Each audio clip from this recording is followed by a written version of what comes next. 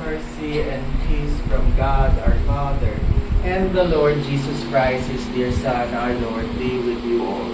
Amen. In many times and in many places, I have met many people.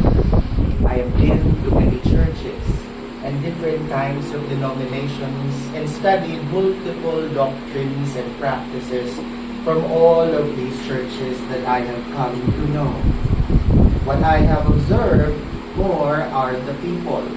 Nakita ko ang iba't ibang klaseng tao sa iba't ibang klaseng simbahan.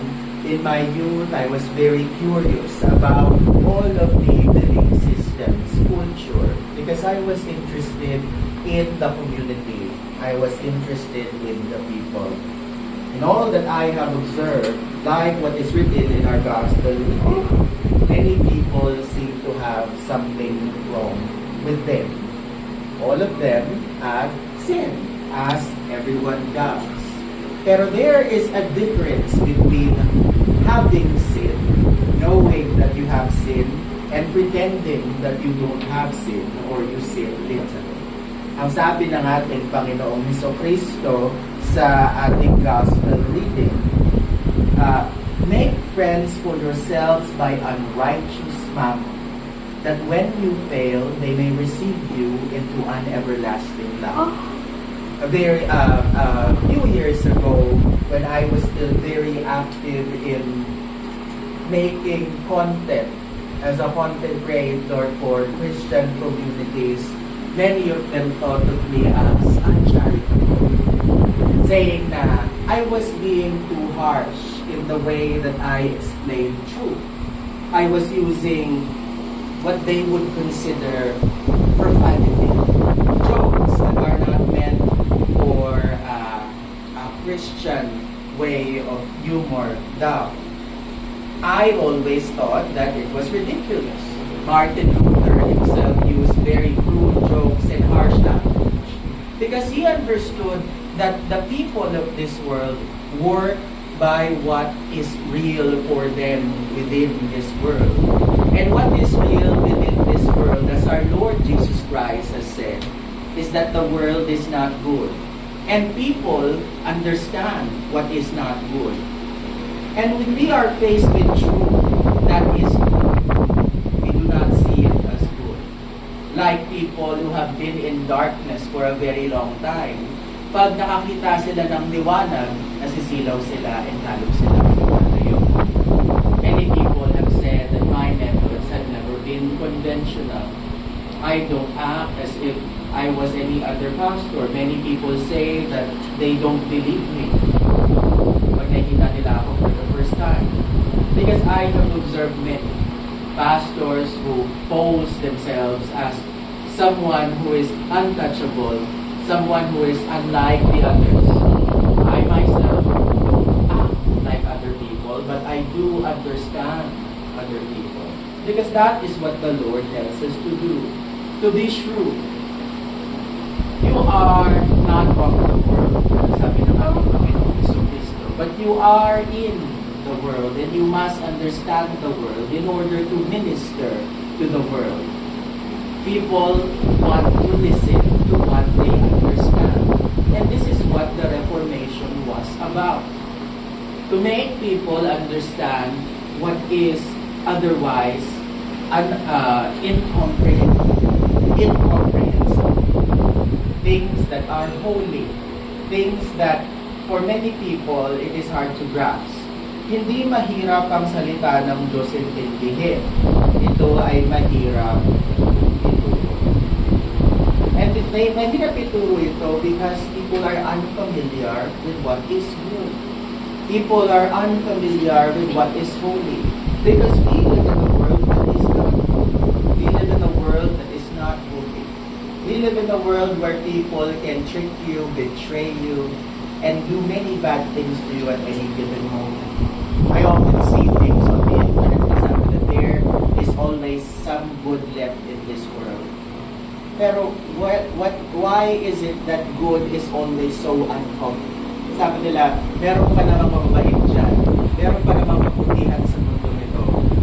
When we are faced with something good, we are often surprised and doubtful. Pag may gumawa ng mabuti sa'yo, isipin mo merong kailangan sa'yo ang tao na ito. Because oftentimes there is. There's no such thing as untransactional kindness in this earth. Psychology tells us na even when you say na ginagawa mo mabuting bagay na ito out of your own volition, your own heart's desire, that's the point. It's still your desire. You do it because it makes you feel good. You do it because nagkakaroon ka tinatawag nila na inner peace. Nothing in this world is unselfish. And I wouldn't blame anyone to think na wala silang mapagkatiwalaan sa mundong to. But the point remains, how do we show people what is perfect, what is holy, and what is good for us who cannot comprehend and cannot understand what is holy, what is perfect, and what is good? And that is where faith comes in. Faith does not need to understand. Faith just believes. And that is why faith alone saves. As are the bell of the Reformation rings. Sabihin ng mga simbahan na iba, hindi pwede, dapat meron din works. Works always, faith always precedes works. Pag ikaw ay may pananampalataya, lahat ng ginagawa mong mabuti ay tinuturing ng mabuti ng Diyos. Without faith, there are no works. So kung mauna ang pananampalataya ang nagliligtas. When the Lord said we are to be shrewd, yan ang sinasabi ng ating Panginoon. Hindi maintindihan ng maraming tawang verse na to. Ang ginawa ng kawal, ng steward na ito, ay nang loko siya. Niloko niya yung kanyang master. Dinuga niya. May utang ka na 100, lagay mo dyan 50. Isn't that bad? What is the Lord Jesus Christ telling us when He showed us this parable, this story? Is He telling us to trick people into going, into converting to church? Not so. St. Paul tells us that we should avoid temptation and that we should avoid unholy things. What the Lord is telling us in our gospel reading is that we are to be realistic. The walls of the church will not protect us from the world and the reality of sin. It only reminds us of its truth. Naiintindihan natin ang mundo kasi naiintindihan natin ang ating sarili sa pamamagitan ng salita ng Diyos. Alam natin na makasalanan tayo, kaya alam din natin na lahat ng kasama natin dito man sa loob o sa labas ng simbahan ay makasalanan. We should not trick ourselves to believe that we have pure intentions all to ourselves or that any other people has pure intention all to themselves. We can only hope and pray that God would use us and would use other people for His glory and for His kingdom and for His benefit. Love is only perfected by faith. And without faith, love remains selfish. We can remain as ourselves within the veil of Christianity, but yung clause palagi doon is, I am not perfect, but God is perfect. So that means, when God uses me, kahit hindi ako perfect, everything I do will be perfect. Not according to me or to other people, but according to God. And that is what we call justification. God will always see your works as perfect if you have faith. And even if our works aren't perfect, tulad ng ginawa ng lalaking ito, ng steward na ito, see how God commended him. God still commended him because no work is perfect. Wala tayong magagawa na walang kahalong kasalanan sa mundong to. Because that is our nature. That is original sin. But because the Lord has justified us by grace through faith, yung mga imperfect na bagay na yan ay makikita ng Diyos bilang mabuti. Hindi tayo magsisinungaling, of course, at hindi tayo manluloko ng kapwa. Pero kahit hindi natin gawin yan, nandyan yan sa ating puso. Nandyan yan sa ating mga gawa na hindi perfecto. Kahit anong gawin mong buting bagay, meron pa rin masamang mangyayari at meron pa rin masamang nakahalo dyan because of your very nature that is that cannot be helped. But only by grace through faith can God look at it, can God see it, and say, yes, that is good. You are good. Not because meron kang ginawang mabuti, pero dahil sinabi ng Diyos na ikaw ay good. That is the comfort of the Christian. Yan ang comfort natin. Hindi natin comfort na pag pumapasok tayo dito, nag-iiba yung feeling natin na parang blessed tayo na hindi. Yan yung nakita ko sa mga ibang simbahan. Nagsisimba ko ito kasi ako ay blessed. Nagsisimba ko ito kasi meron akong milagro na natagpuan dito. Nagsisimba ako dito kasi mababait yung mga tao. That should not be the comfort. The comfort should never be in this world. The comfort should always be above. The comfort should always be outside of us. Because whatever is here will fade.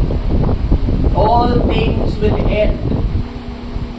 But the word of God shall remain.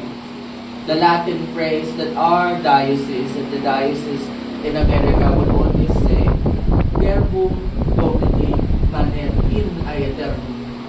The word of the Lord endures forever. And only the word of the Lord endures forever. Therefore, comfort should always be in what is everlasting. Comfort should not be within things that end. Kahit gaano kabuti ang relationship mo sa isang tao, kahit gaano ka-pure ang friendship nyo, kahit mag-last yan all throughout your life, in the end, mamatay din isa sa iyo. Nothing in here lasts forever. But if we have what is eternal, all of the good things that we experience on earth will continue throughout eternity. And that is why God should be our refuge. Mighty fortress is our God. Yan ang ating theme song as Lutherans. And so, throughout all of the churches that I have ventured in, only within our confessions have I found true comfort, not in community, not in feelings, not in miracles, not even in the grandeur of the architecture, which I love so much, and not even within the beauty of how they conduct liturgy, but only within this simple comfort. That I don't say that I am good, nor do the people around me say I am good, but God says that I am good. I don't have to feel it. I don't have to see it. I don't have to experience it. I only have to know it. Because the Word of God tells me that I am forgiven. The Word of God tells me that I am justified. The Word of God tells me that Christ has died for a sinner like me. Is all I need. And all of us have ever needed. So take this comfort and go out into the world. Be shrewd, tulad ng sinabi ng ating Panginoong Kristo. Do what you can and do all the good that you must. Do not think about if it's perfect or not, because that is no longer your concern. Your only concern is knowing that God will always use you for His perfect purpose, regardless of your intention, your feelings, your situation. And whoever you are, whatever you may have done, Christ is there, forgiving your sins, using you as an instrument. Tulad nga na sinabi ni Saint Francis, Lord, make me an instrument of your peace. Where there is hatred, let me show love. Where there is cruelty, let me show mercy. When there is unforgiveness, let me forgive. The words of St. Francis echoes to us today and confirms our confession. Hindi tayo ang gumagawa, pinapayagan lang tayo ng Diyos na gawin ang kanyang And may the peace of God, which passes all understanding, keep your hearts and your minds in Christ Jesus our Lord. Amen.